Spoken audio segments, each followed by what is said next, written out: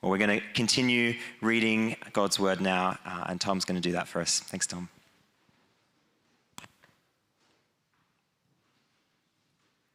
Yes, so our Bible reading tonight will be from Isaiah chapter 10, verses 3 to 45, and it will be in our handouts. Woe to the Assyrian, the rod of my anger, in whose hand in the club of my wrath I send him against a godless nation. I dispatch him against a people who anger me, to seize loot and snatch plunder, and to trample them down like mud in the streets. But this is not what he intends. This is not what he has in mind. His purpose is to destroy, to put an end to many nations. Are not my commanders all kings, he says? Has not Calno fared like Carchemish? Is not Hamath like Arpad? And Samaria like Damascus? As my hand seized the kingdoms of the idols, kingdoms whose images excelled those of Jerusalem and Samaria, shall I not deal with Jerusalem and her images as I dealt with Samaria and her idols? When the Lord has finished all his work against Mount Zion, Jerusalem, he will say, I will punish the king of Assyria for the willful pride of his heart and haughty look in his eyes. For he says, by the strength of my hand I have done this, and by my wisdom, because I have understanding. I removed the boundaries of nations, I plundered their treasures. Like a mighty one, I subdued their kings. As one reaches into a nest, so my hand reaches for the wealth of the nations. As people gather abandoned eggs, so I gathered all the countries. Not one flapped a wing or opened its mouth to chirp. Does the axe raise itself above the person who swings it, or saw boat against the one who uses it? As if a rod were to wield the person who lifts it up, or a club brandishes the person who is not wood. Therefore the Lord Almighty will send a wasting disease upon his sturdy warriors. Under his pump, a fire will be kindled like a blazing flame. The light of Israel will become a fire, their holy ones a flame. In a single day he will be burned and consumed, his thorns and his briars. The splendors of his forests and fertile fields he will be completely destroyed, as when a sick person wastes away, and the remaining trees of his forest will be so few that a child could write them down. In that day, the remnant of Israel, the survivors of Jacob, will no longer rely on him who struck them down, but will truly rely on the Lord, the Holy One of Israel. A remnant will return, a remnant of Jacob will return to the mighty God. Though your people will be like the sand by the sea, Israel, only a remnant will return. Destruction has been decreed, overwhelming and righteous. The Lord Almighty will carry out the destruction decreed upon the whole land. Therefore, this is what the Lord Almighty says.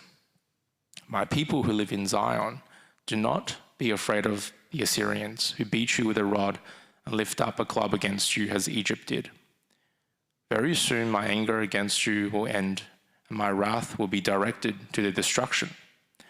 The Lord Almighty will lash them with the whip, as when he struck them down Midian at the rock of Oreb, and he will raise his staff over the waters as he did in Egypt.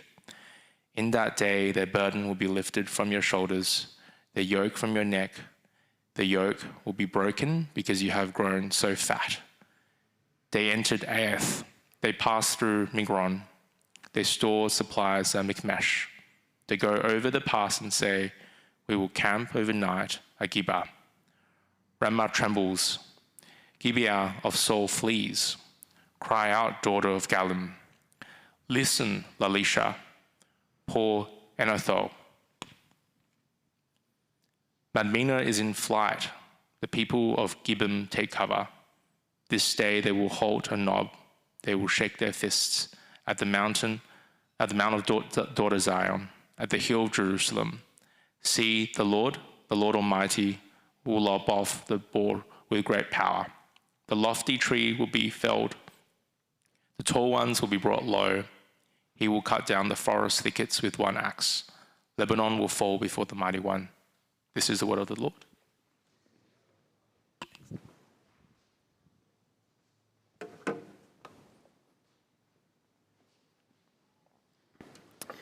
Thanks heaps, Thomas. And if you're like a bit overwhelmed by all the names and the words, just don't freak out. Okay, I'm going to work through it, and there's a lot in that passage, but we'll be okay.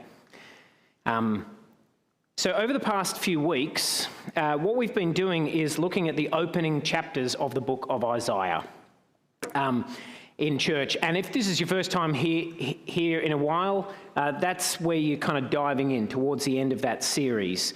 And we're looking at these chapters in part because they have a whole bunch of the famous Christmas passages. The virgin who will be with child who will be called Emmanuel, that's in there. The child who will be called the Prince of Peace. If you've ever been to church at Christmas, you've heard these passages read out, and you'll probably hear them again. You'll hear them on Tuesday, actually, some of them.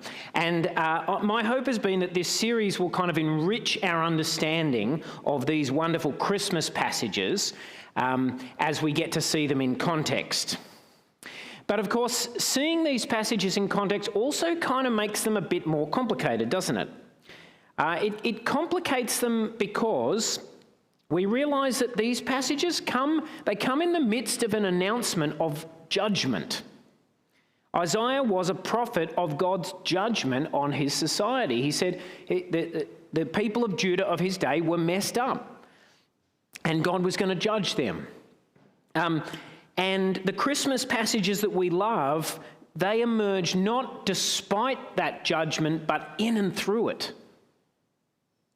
And this judgment is not abstract. It's not just some kind of abstract ideas and concepts and signals. It's very concrete. Isaiah saw it coming real and close through the armies of the Assyrian Empire. And it's important that we see this concreteness, right? He was talking to a people at a particular time in a particular place, and it was all very real. And we've got to see that, because otherwise we won't appreciate his words and their power.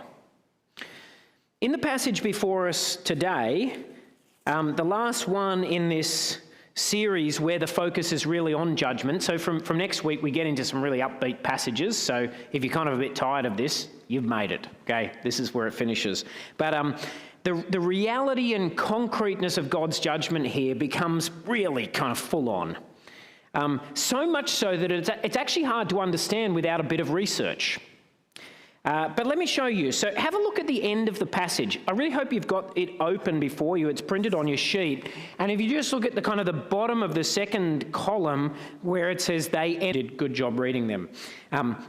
They enter Iath. They pass through Migron. They store supplies at Michmash. They go over the pass and say, we'll camp overnight at Geba. Ramah trembles. Gibeah of Saul flees. Cry out, daughter Galim. That's verse 30. Listen, Laishah. Poor Anatoth. Madmenah is in flight. The people of Gebim take cover. This day they will halt at Nob. They will shake their fist at the mount of daughter Zion, at the hill of Jerusalem. That's all pretty weird for us, but the thing is, the people in Isaiah's day knew those places. Like, they were real names of real places. What is being described here is the advance of an army through the towns to the north of Jerusalem. And it's actually very local and very specific. The whole thing covers only a distance of about 25 kilometres. Here it is on a map, which you can't read, but if you looked it up on a map, all these highlighted places are the towns mentioned in our text. That's only about 25 kilometres, right? That's here to Hornsby. Isaiah is picturing a force moving quickly through places his people knew, places that were close. Like, you know, my mum lives just there at one of those places, that kind of close. Imagine what it would be like to hear this. They're at Hornsby, that army. Now they're at Wahroonga. They've stored supplies at Epping. They keep going. They've crossed the water at Gladesville, and now they're in Drummoyne. Balmain is terrified. They would be. Leichhardt are fleeing. Like, it's that close. That's how close it is. It's really confronting. There's this sense that they are coming. They are coming. And you can feel it. Isaiah's people couldn't avoid the concrete reality of this coming judgment. And we need to reckon with it too. But not just out of respect for them, but because it was through that, Isaiah said, through facing that reality squarely, that they would have an opportunity to find God again. So come with me. Let's let Isaiah show us the concreteness of God's judgment. We'll start back at verse 5, so start of the passage there. In the first part of the passage, we see the reality of God's judgment in a really interesting way, because we get to see it from the perspective of the Assyrians. Verse 5, have a look at it there, just right at the start. Woe to the Assyrian, this is God speaking, the rod of my anger, in whose hand is the club of my wrath. And verse 6, I send him against a godless nation, I dispatch him against a people who anger me. God says, I'm sending Assyria, but woe to him. Why? Because, verse 7, Assyria thinks about this very differently. Have a look at it there, verse 7. But this is not what he intends. This is not what he has in mind. His purpose is to destroy, to put an end to many nations. You see, the Assyrians have their own purpose. God's judgment is being exercised through their initiative, and they're just deciding what to do. And that leaves plenty of room for the Assyrians to feel very proud of themselves. So in verse 8, if you look at it there, Isaiah pictures the Assyrian king making a speech. Have a look at this speech. He says, verse 8, are not my commanders all kings? Like he's looking at his kind of warrior leaders and how impressive they are in their armor. They're like kings, these guys. Verse 9, has not Calno, that's the name of a town, fared like Carchemish? Is not Hamath like Arpad, and Samaria like Damascus? These are names of towns up into Syria, so further to the north. And basically the king is surveying the conquests he's already made.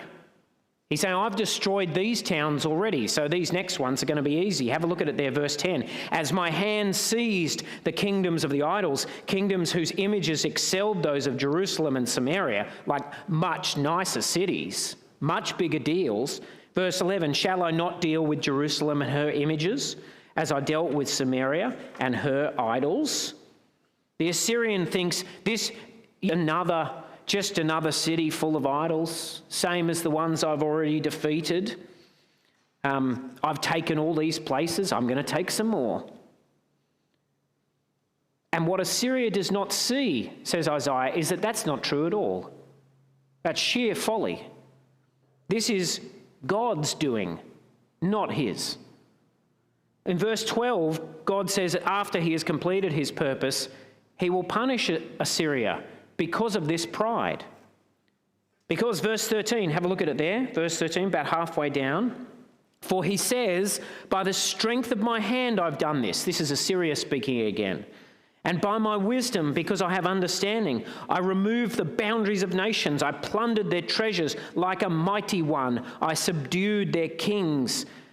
As one reaches into a nest, so my hand reached for the wealth of the nations. The Assyrian king pictures himself, it's like there's a bird's nest, and I just reached in, and I took the eggs, and the birds were too frightened, they didn't even chirp. I did that. I can do whatever I want. You see Assyria's pride? I have done this.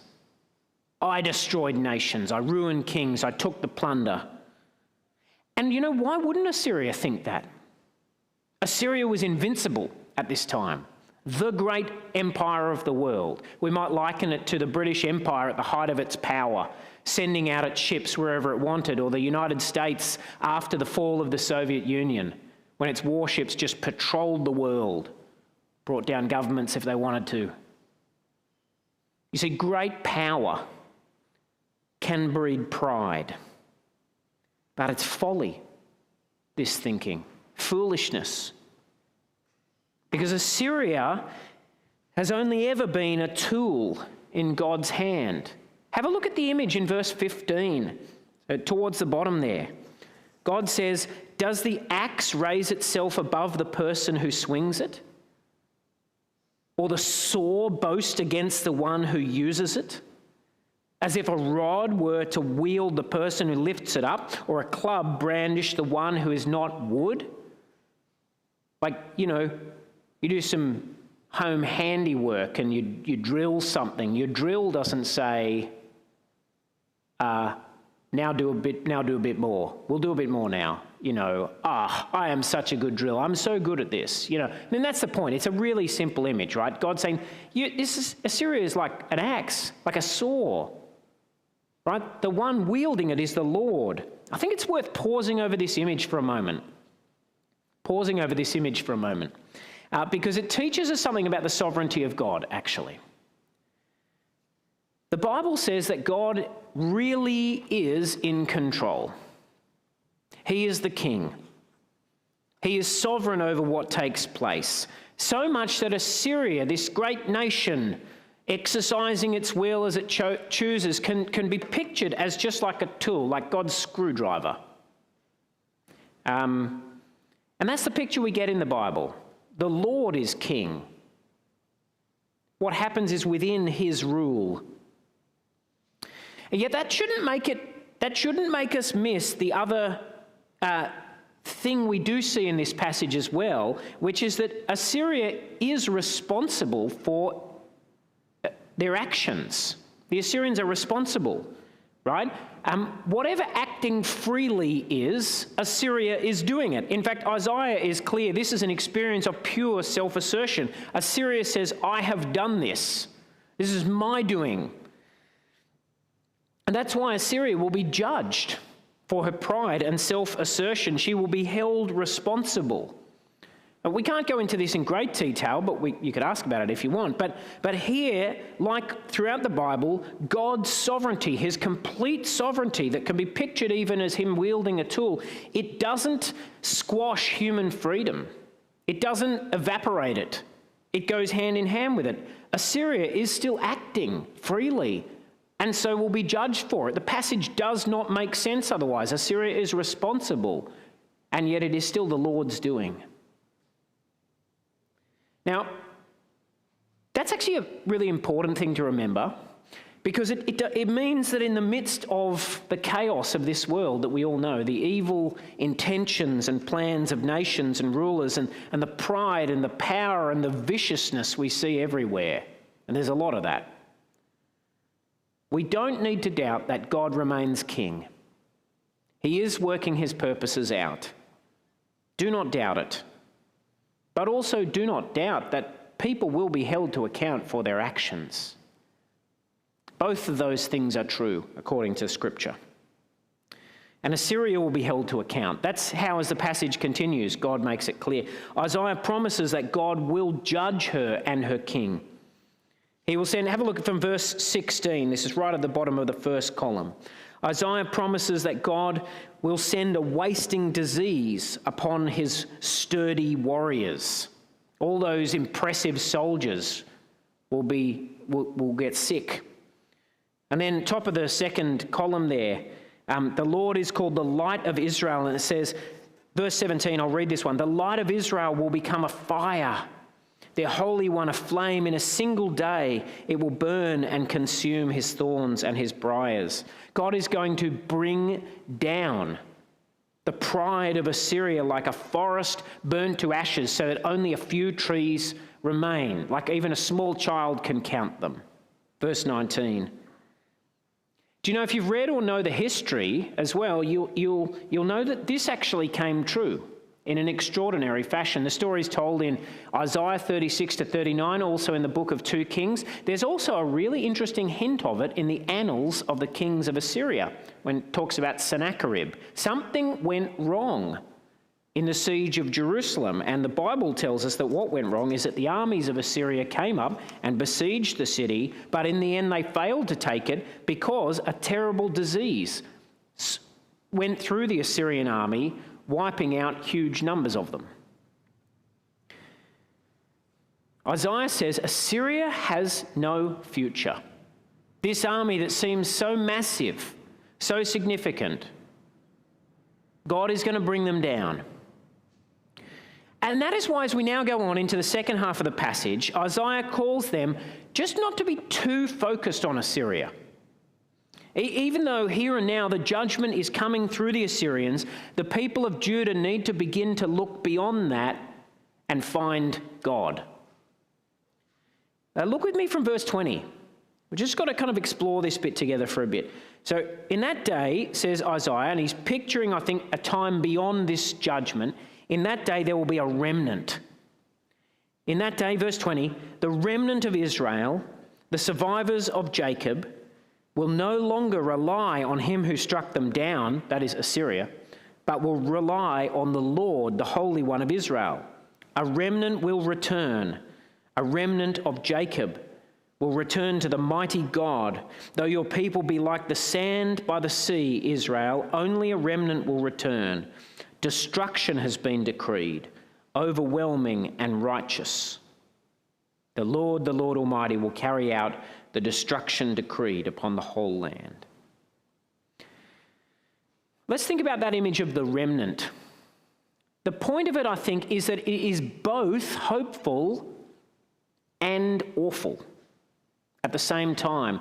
It's hopeful in the sense that there really will be a future. There will be a better future in which the people will truly rely on the Lord. But it is also an awful prospect because that future will only come through calamity. Only a remnant will return, for destruction is decreed. This is what Isaiah wants them to see. There is hope, there is a future, but it's a terrible road to get there. They must not pretend about that. They must face it. That's the balance Isaiah needs to strike. On the one hand, he is calling people to face the reality of coming judgment. But on the other hand, he wants them to see that the Lord will lead them beyond it. A dog has just wandered into church. That's great. We love all creatures to hear the gospel. But if you see the dog, you might usher him towards his owner. There you go. Little pause for a dramatic effect, isn't it?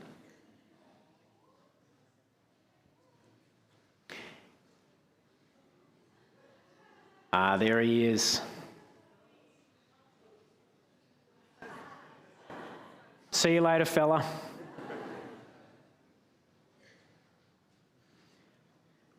Newtown. Let's refocus for a second. Isaiah is trying to hold this, he's trying to hold this tension. He does not want them to pretend the judgment is not real, but he also doesn't want them to get fixated on Assyria. He wants them to start to see God beyond it. Have a look at verse 24, right? Therefore, this is what the Lord Almighty says, my people who live in Zion, do not be afraid of the Assyrians, who beat you with a rod and lift up a club against you as Egypt did. Very soon my anger against you will end, and my wrath will be directed to their destruction. Isaiah is saying, yes, Assyria is coming. Let's not pretend about that. But this is God's doing in the end. So don't get captivated by them. Very soon Assyria is going to be an irrelevance. And that proved true. And the last sections of our passage, which we won't read all of, they're designed to hold this balance, not pretending away the reality of judgment, facing it squarely, yet also not forgetting where the real power lies and who is really in control. When Isaiah pictures the army coming down through the towns in verses 28 and following, the bit I read at the beginning, he's calling his hearers not to pretend about this judgment. Destruction is decreed. It is coming. You need to face it. But it is ultimately God they need to focus on, not Assyria, because it is the Lord who is truly in command of this.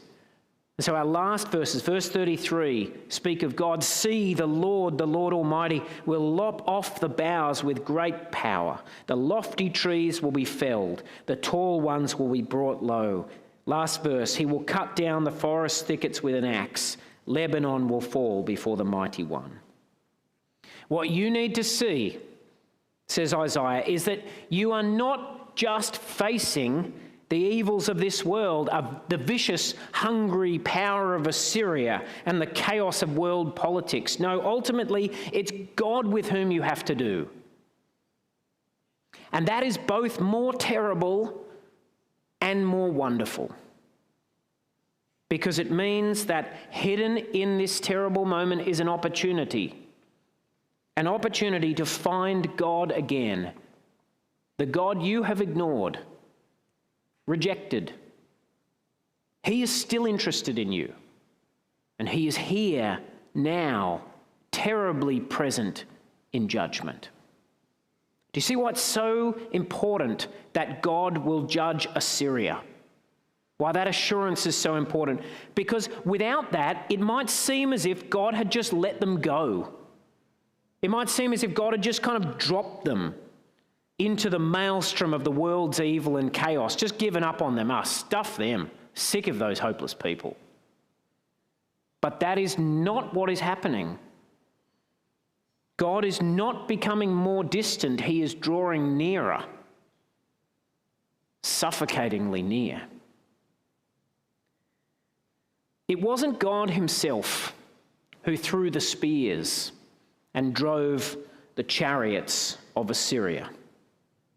Assyria chose those things and did them and was held accountable for them.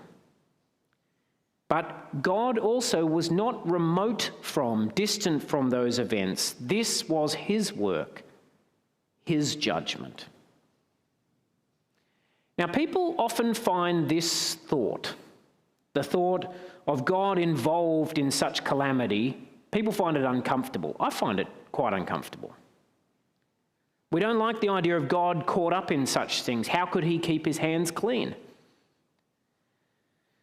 What drove the ministry of Isaiah, though, is a recognition of what we lose if we refuse to let God be a God who judges. What we lose is we lose a God who can actually be with us. What drove Isaiah's ministry, and really the whole story of the Bible, is the determination of God to be with us, not to abandon his people, but to be with them. But that means, it has to mean God dealing with sin. You see, God cannot just ignore sin, the rebellion and rejection of him that degrades and corrupts us as much as it offends him. He would be no kind of God worth worshipping if he ignored those things. Think about the sins Isaiah has described. If you've been with us, you'll remember them. The terrible greed, the corruption of justice, the indifference to poverty, the pride, the exploitation of the weak and vulnerable. What kind of God would he be if he just ignored that, if he just said, stuff it? If God will be with his people, sin must be dealt with. How? Isaiah tells us, through judgment that brings life on the other side. Through destruction that is followed by renewal. Destruction must fall so that a remnant can come out the other side renewed. It's like a garden overgrown by weeds that is just cleared so that a new garden can grow. You see, the God of Judah loved his people enough to bring judgment. The alternative to a God of judgment is not a God of love. People often think that a God of love is the alternative to a God of judgment, but that's not true. The alternative to a God of judgment is a God of indifference. A God who is willing to abandon his people to sin and evil and not care about those things. This God is the God who loves enough to judge. And yet, as we now kind of follow the story, what we need to realize is that the judgment that fell here did not actually resolve the problem. If you follow the story in the Bible and in history, Assyria did come. It was terrible. But a remnant did survive and rebuild. And then about 100 years later, Babylon came, and it was even more terrible, and the people were exiled. But a remnant did return and begin rebuilding. A remnant really did return, and they started again. But the problem of sin was not overcome. The people who remained on the other side of those judgments weren't, in the end, very different. They were poorer, less powerful, but they were not healed. New sins began to emerge in the aftermath, sins of selfishness and pride. The weeds grew back as well. They didn't become what Isaiah pictures here in verse 20, a people who truly rely on the Lord. Why was that? Because the problem of sin is not, in the end, a social problem. The problem of sin was not something that could be solved by rebooting the nation of Judah. Sin was not ultimately a problem with the distribution of wealth or the unequal arrangement of power or those social realities, important as they are. No, it was a deeper problem than that. It is a deeper problem than that.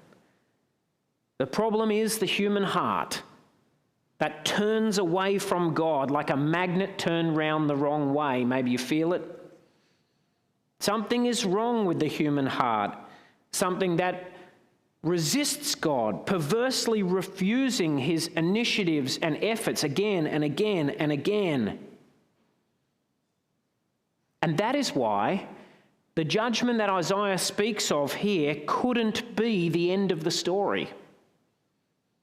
His vision of national destruction and renewal, like a whole reboot of the nation of Judah, it was only, in the end, a sign. That whole big national drama was only, in the end, a sign of a much more intimate, but ultimately much more important judgment: the death and resurrection of Jesus Christ. Do you know, when Jesus came to Jerusalem, he might actually have walked something like the same path that Isaiah pictures the Assyrian armies taking. I don't know that, but, it might have happened. He certainly was coming from the north. People would have heard of him. He's at Jericho. Oh, he's at Bethany now. Do you know that he too came bringing judgment? Here are some things that Jesus said that you might have forgotten. I have come to bring fire on the earth, and how I wish it were already kindled. Woe to you, Chorazin! Woe to you, Bethsaida! They're towns in Israel. Woe to you, Pharisees! And he stood on the Mount of Olives looking across at Jerusalem, and he said, I tell you the truth, not one stone will be left upon another. He could be very forceful. And I suspect the disciples expected that when they got to Jerusalem, it could be quite dramatic. What was he going to do? But when he did come to the city, in the end, he didn't take life, but offered his own. Instead of bringing fire, he let it fall on himself. Do you know, just like with Assyria, the powerful people who meted out this punishment, they thought a lot of themselves. Herod congratulated himself and laughed as he sent Jesus to Pontius Pilate, the Roman governor. The chief priests believed they were pulling the strings behind the scenes. Pilate himself said to Jesus, don't you realize I have power either to free you or to crucify you? Do you hear the echoes of Assyria? By the strength of my hand I have done this. I will decide. But Jesus knew that that's not how things are. Does the axe raise itself above the person who swings it? And so he answered Pilate, "You would have no power over me if it were not given to you from above." The lessons of Isaiah were deep in his bones. It is the Lord's to give and to take. In the end, he had to do with God. And so in the end, on the cross, he didn't cry out in judgment and anger and revenge. He cried out to God, my God, why have you forsaken me?" He knew the answer too, I think. It was so that through him, judgment could finally be effective. Through him, a truly new beginning could take place. For by his perfect offering, made in perfect faithfulness, finally, the hold of sin over the human heart was broken. And the remnant that now returned through the new life that was given to him would finally be truly new. Finally, there was a moment of destruction that killed the weeds, that put sin to death, so that a new opening of life and freedom would be possible.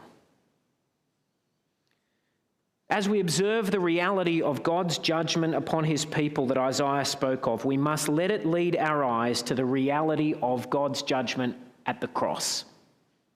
There, just as at this moment in Judah's history, God's judgment was concrete, it was real, harrowing, human. It came through the work of evil men who believed they had the power of life and death, but behind them, both times, was the purpose of the living God to free his people from sin and evil.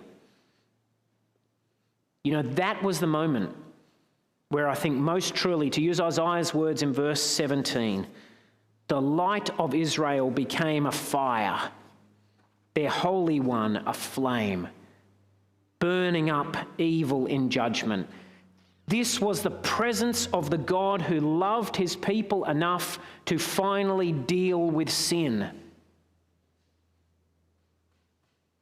And you and I, at the end of the year, as things are wrapping up, are invited to just rest in that.